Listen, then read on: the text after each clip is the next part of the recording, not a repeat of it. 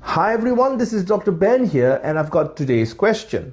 I've started dieting and exercising, so why am I not losing weight? Well, the quick answer is this. Your body is improving and is probably improving faster than what your scales can show, and all you need is a little patience. If you find this helpful, do follow for more. Now, let's start with something relatable. Someone begins eating better. They start exercising. They do more walks, they do some strength training, and within a few weeks, they think their clothes are fitting a bit better. Their waist looks a little smaller, and people may notice that, I think you've lost weight. But then they step on the scale and nothing has changed. It feels discouraging, and many people think they're doing something wrong. However, in reality, it's entirely possible that everything is actually working exactly as expected.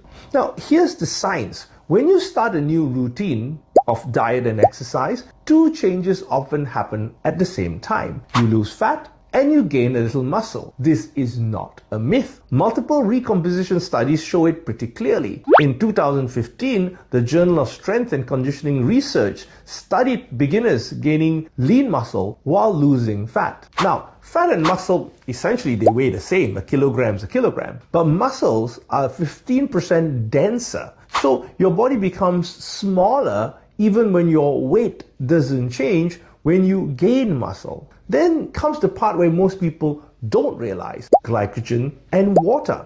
The average person stores about 300 to 500 grams of glycogen in muscles and liver, and each gram of glycogen can hold about 3 to 4 grams of water. So depending on how you eat and train, your body can shift up to 1 to 2.5 kilograms of water weight alone. Now, this is essentially influenced by 4 factors: carbohydrate intake. Low carbohydrates drain glycogen, high carbohydrates restores glycogen. Salt and hydration, and this directly change water retention. Exercise and recovery. Remember, glycogen is used up when we do activities. Muscles refill glycogen and hold water after training. Stress and sleep. Cortisol increases water retention. Now remember, these weight changes, none of these are actually fat gain. They are normal physiology. So here's the scenario again. Your waist may be a bit smaller, your shape is a little sharper, your arms look a little firmer. But the scale, still the same. That's because body composition improves before weight changes, especially in the first 2 to 6 weeks.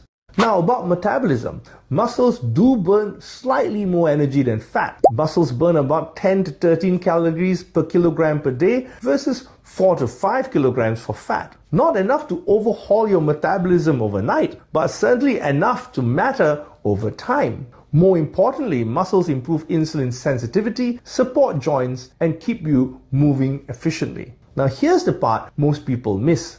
The scale is the slowest signal of progress. Your shape, your strength, your posture, and your clothing fit tell the real story far earlier. Take-home tip: trust the changes you can see and feel, especially in the early stages. Weight is the last thing to move. Your body composition moves first. So today's question again, I've started dieting and exercising. Why am I not losing weight? Quick answer: because fat loss, muscle gain, and that 1 to 2.5 kilograms of water and glycogen shifts cancel each other out on the scale, making it extremely hard for us to monitor actual fat loss. Bandit factor today, 7 out of 10. This is Dr. Ben signing off. Stay well, stay curious, and keep bending those health truths until they finally make sense. I will see you again.